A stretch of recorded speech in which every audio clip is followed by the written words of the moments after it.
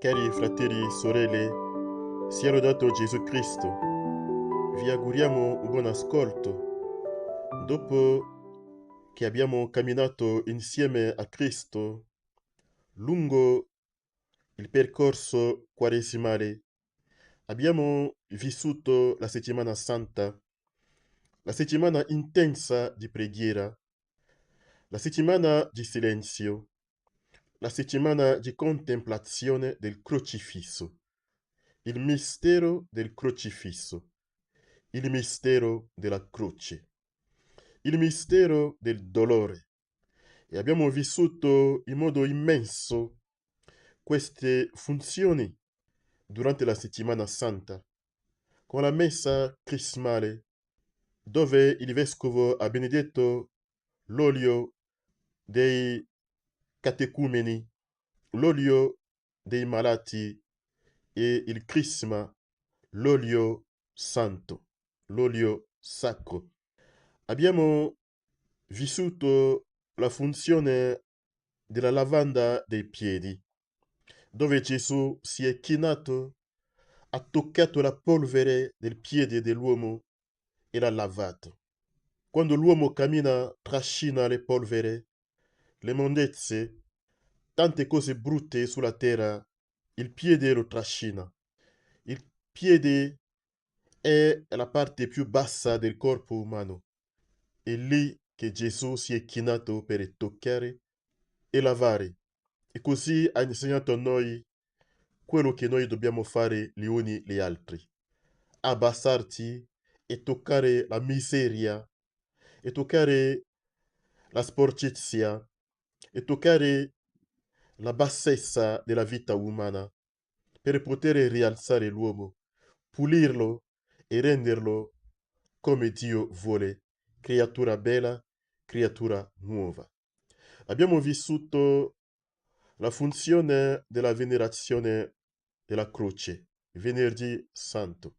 Abbiamo adorato la croce posta sopra l'altare. Abbiamo vissuto il silenzio del sabato santo, il silenzio della tomba. E sabato sera abbiamo cantato tutti insieme l'Alleluia, l'Alleluia della resurrezione, l'Alleluia di Cristo risorto, la vita che ci è stata ridonata, ci è stata ridata alla risurrezione. Siamo diventati creature nuove, creature belle, come il Signore ci aveva creato così. Così Cristo ci ha ridato questa vita che abbiamo perso commettendo il male, il peccato.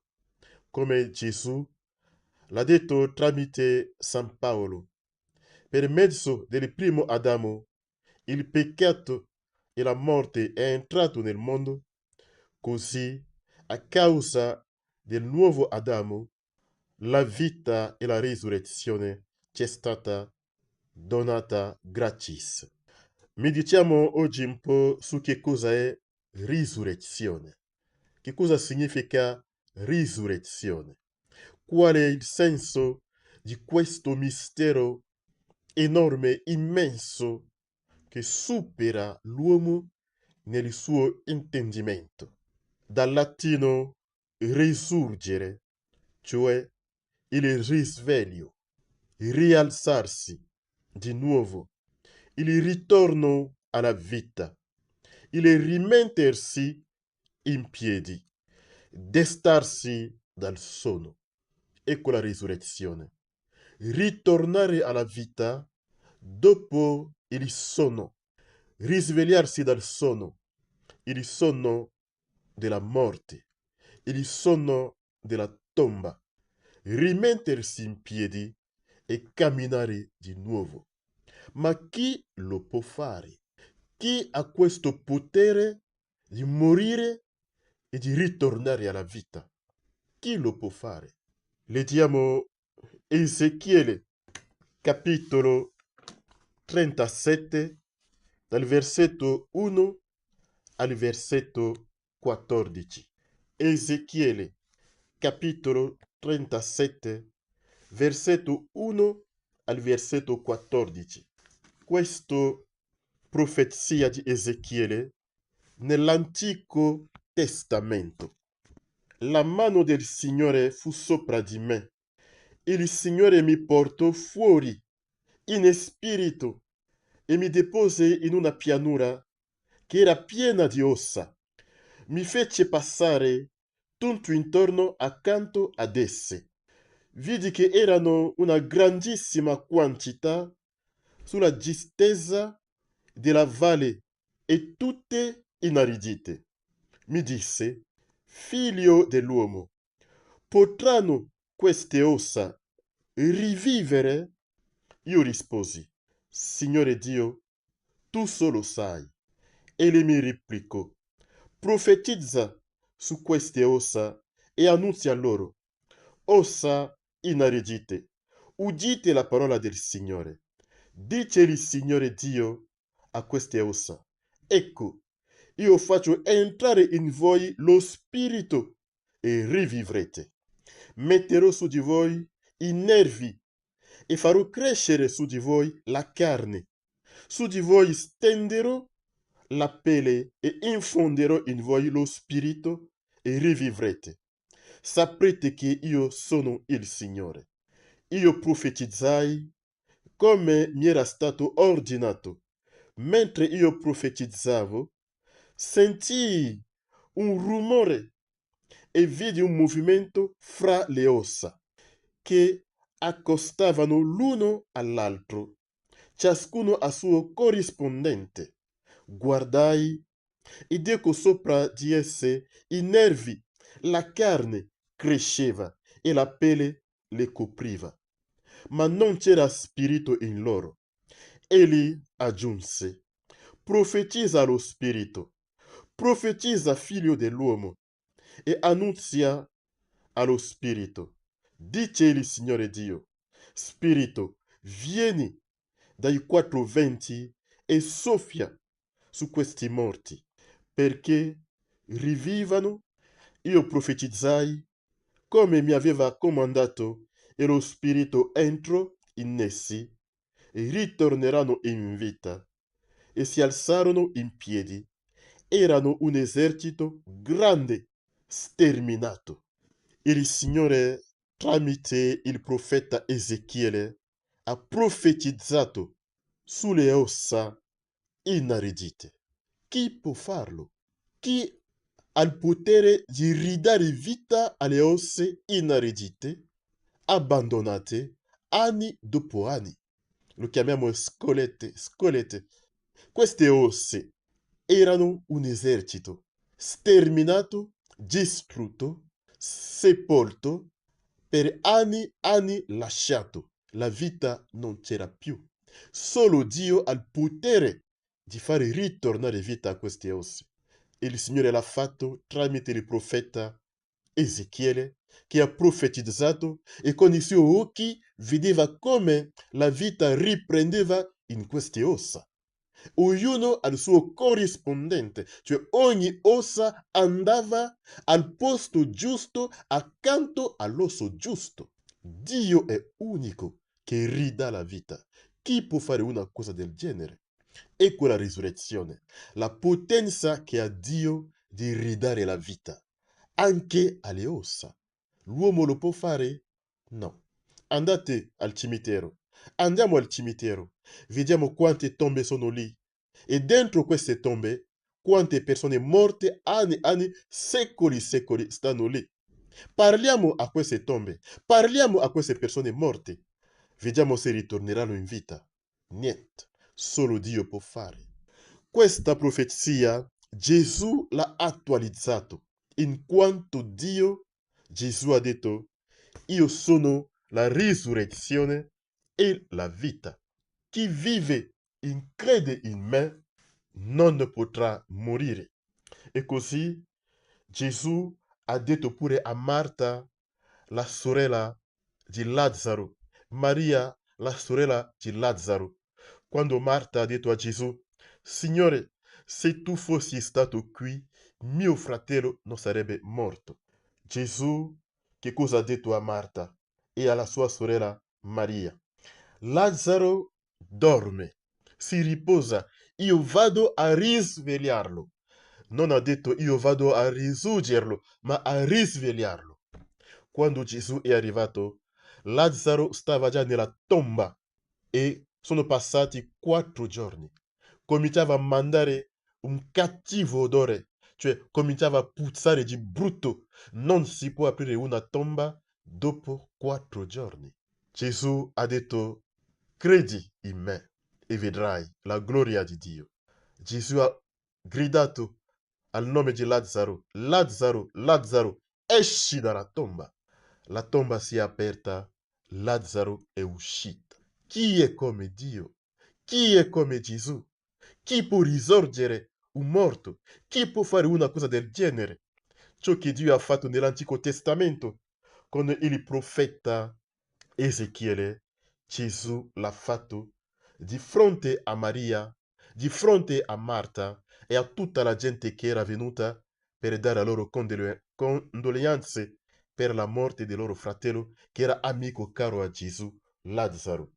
Lo leggiamo nel libro di Giovanni, capitolo 10, versetto 10 in poi. E Gesù dice ancora, io sono buon pastore, do la mia vita per le mie pecore. Io sono venuto perché abbiano la vita e l'abbiano in abbondanza. Io sono venuto perché abbiano la vita e l'abbiano in abbondanza.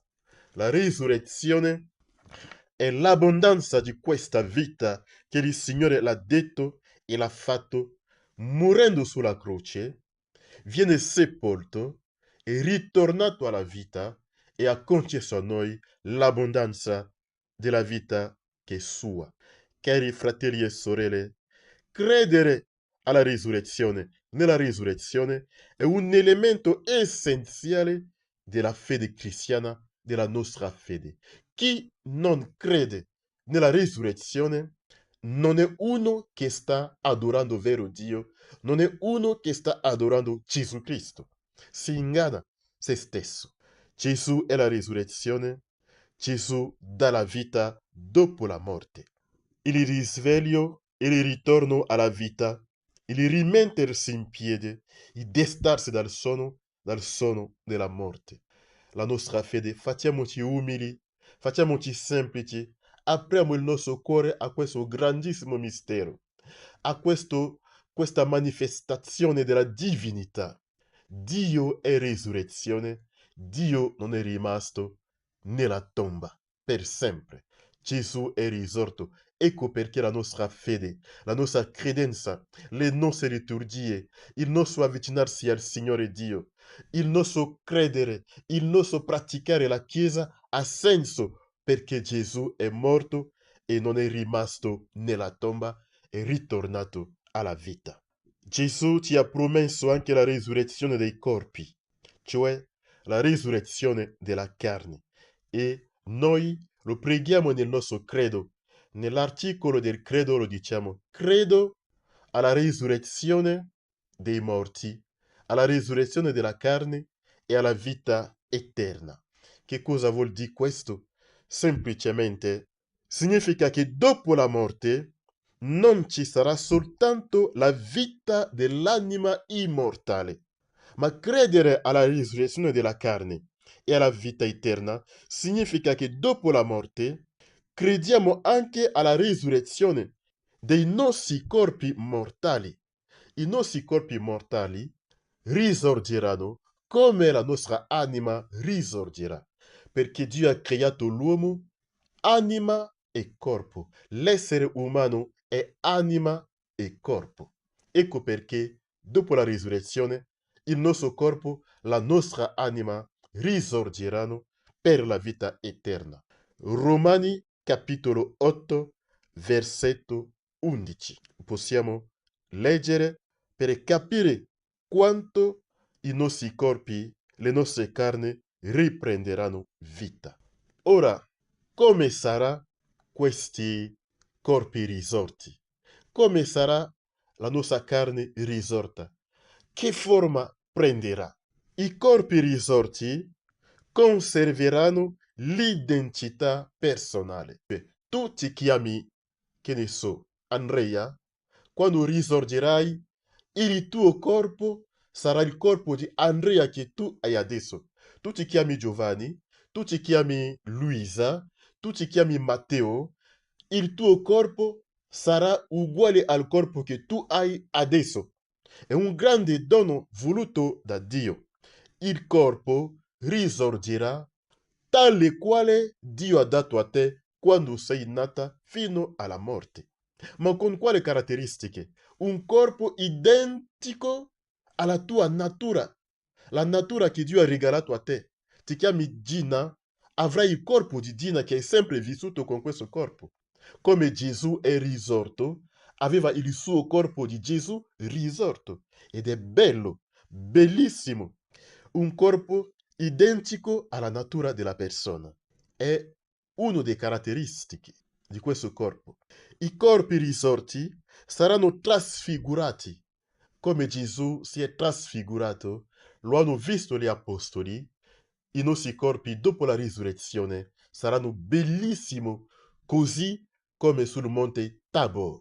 Magari ancora di più, perché sarà un corpo preso dalla gloria di Dio, un corpo glorificato, un corpo spiritualizzato, un corpo spirituale, capace di entrare in una casa, di uscire senza che si aprono le porte e le finestre, come Gesù è risorto, è entrato in mezzo ai suoi apostoli ed è uscito.